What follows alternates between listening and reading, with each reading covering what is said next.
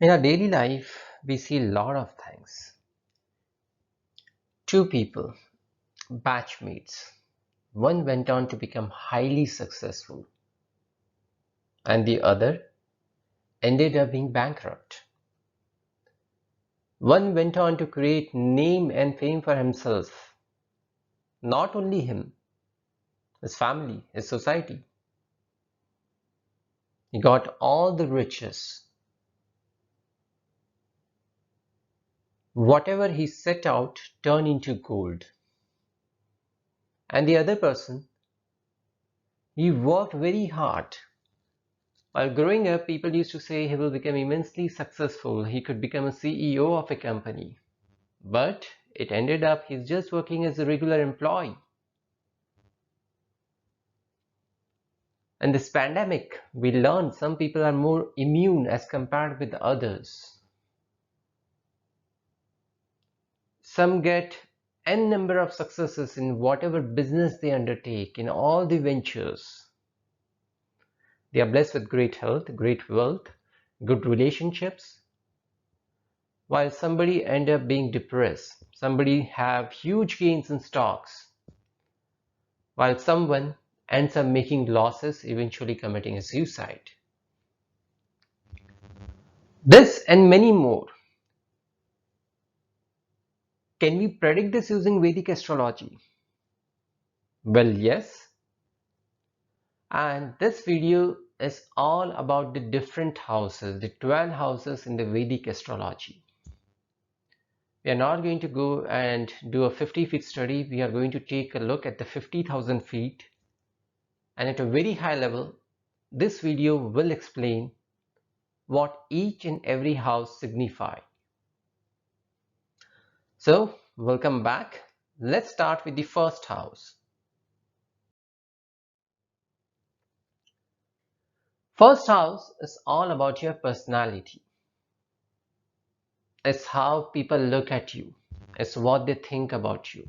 It's the kind of aura that you generate. It's all about your temperament. Are you going to be short-tempered? Are you going to be high-tempered? Do people enjoy hanging around with you? Are you a pleasant person to be with? So first house has a very significant role. It's also called as Kendra.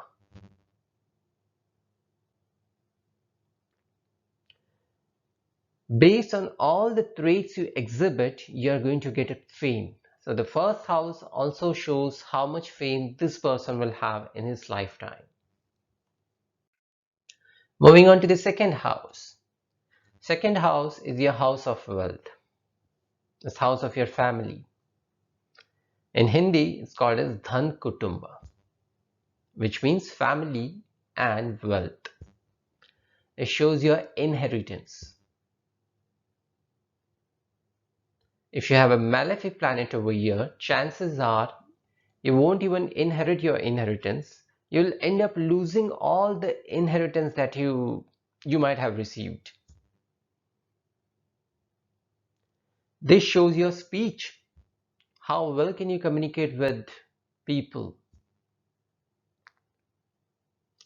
Will you be able to present well?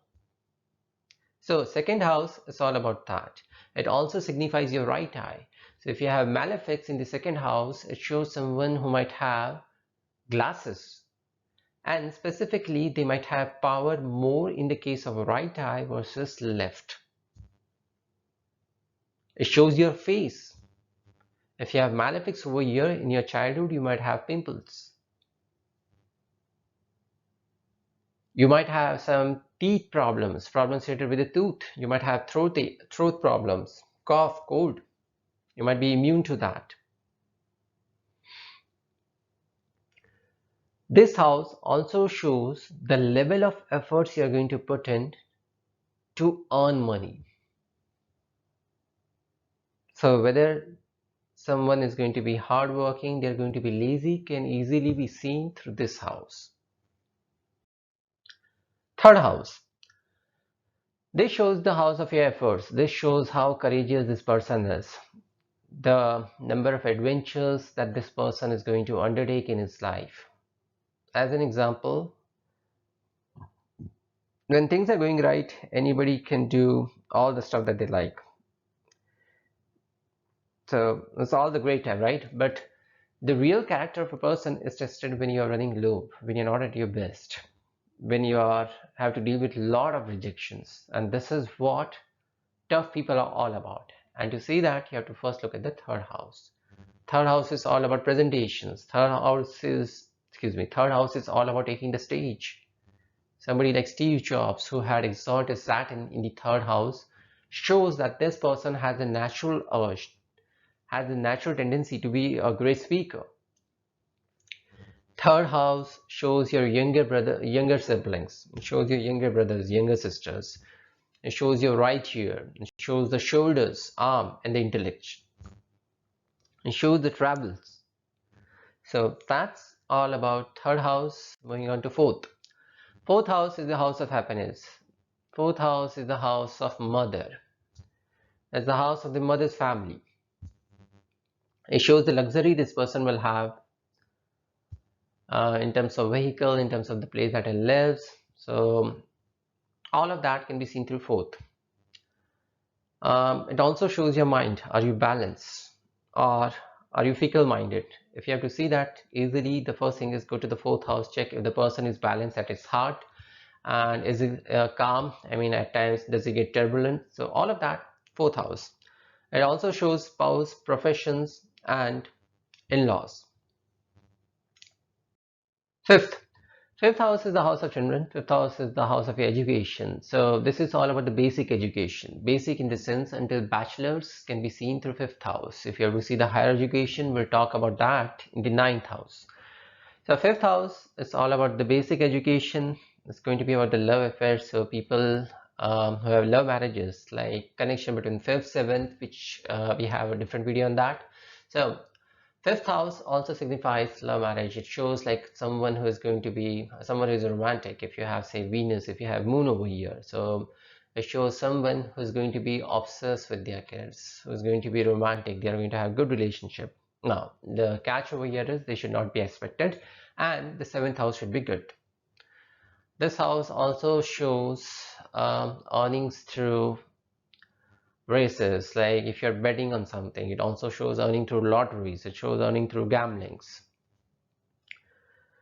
um, this house is also signifies about the spiritual status and worshipping. If you have placement of Jupiter over here, Jupiter in its own house, if it's in Pisces, if it's in Sagittarius, so this person is going to be more religious. From the bodily parts, it shows stomach, heart, and character. So going on to six. Six is the house of the enemy. And sixth house, it also has to deal with the sickness, deaths, service. So people who are in the service industry, like if you are working for someone, so how good is your office environment going to be? Can be seen through sixth house. If somebody has Mars over here, they have Saturn over here, provided they are in the good Rashi, good signs, and at least like the friends, own house, exalted. So this shows like this person can be quite competitive. And this house also shows the servants.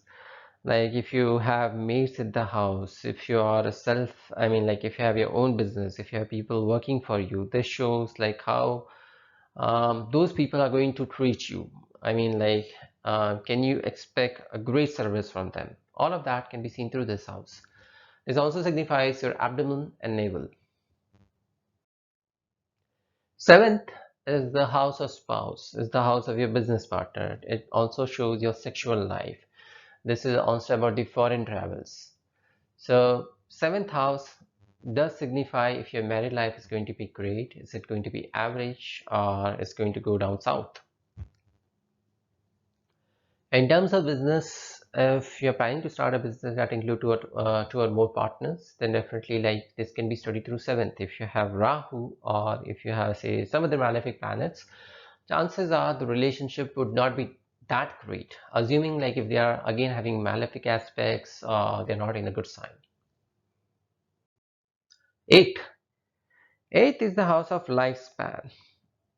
So second and seventh house are also called as Markesh, which means like at any point of time, if a person is going through this Mahadasha, so chances are, I mean, like they might have small accident, a big accident. It all depends. But eighth house, I mean, it all shows like how long will you live? It shows your worries. It shows the pains. It shows enemies. If you are going to emerge victorious or it's going to be the other way around. From the body parts, it shows big intestine, it shows the uterus and anus. Ninth house is the house of luck. Some people argue that you can predict the relations with father through this house, and in some other astrology books it said like 10th house should be used, but I mean like there are different opinions on this. Perspective is the house of the luck and is the house of your guru, whoever, guru, mentor, whatever you call it. So all of that can be seen through this house. Ninth house signifies all of that. Ninth house also shows your small travels. It shows the travels related with the spirituality, with the religion. Say if you're going to some holy places, that can be seen through this house. If this person is going to make spiritual progress in his lifetime, reading spiritual books, reading religious books, can be seen using ninth. 10th house. 10th house is your house of profession. This is a day-to-day business, whether you attain name and fame, whether you make a name for yourself, whether people will respect you for in the profession that you're doing, whether you're going to create a own name, a brand in the business. So all of that can be seen through 10th house. Now, as I said, uh, there's conflicting opinion about the house of father in the 10th, like should 10 be considered or should ninth be considered. But some people believe like relations with father can be seen through this house. And as I said, like career, profession, how high will you reach in your career can be seen from this house.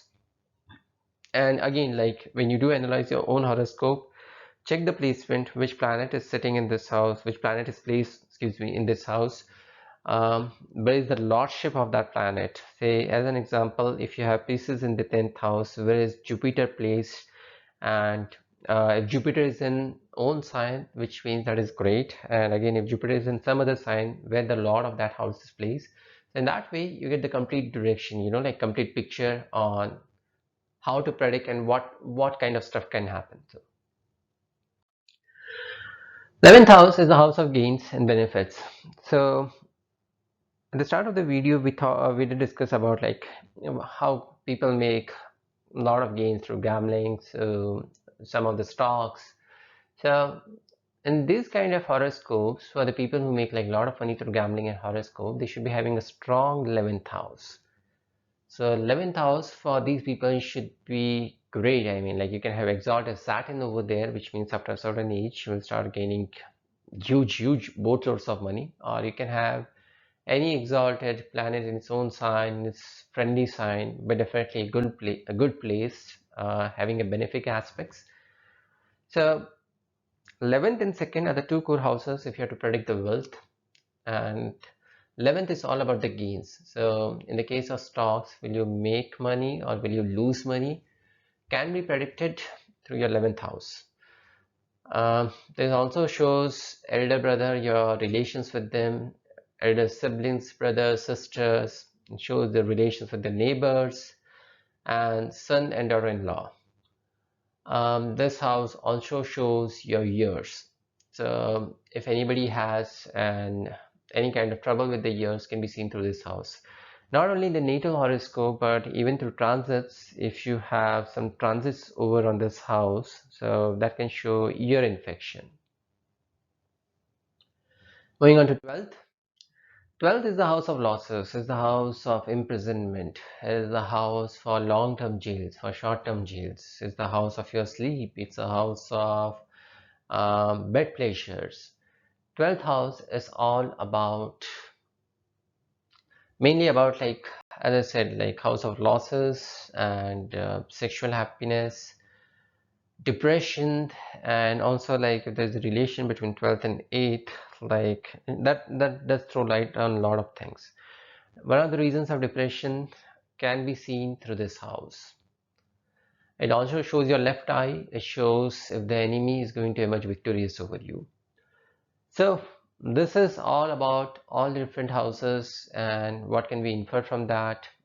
So please open your horoscope, take a look at what planets are placed in each of these houses. If you like this video, please do not forget to like, share and subscribe. If you do have any comments, please enter in the comment section below. Until next time, have a great night, have a great day, and see you again.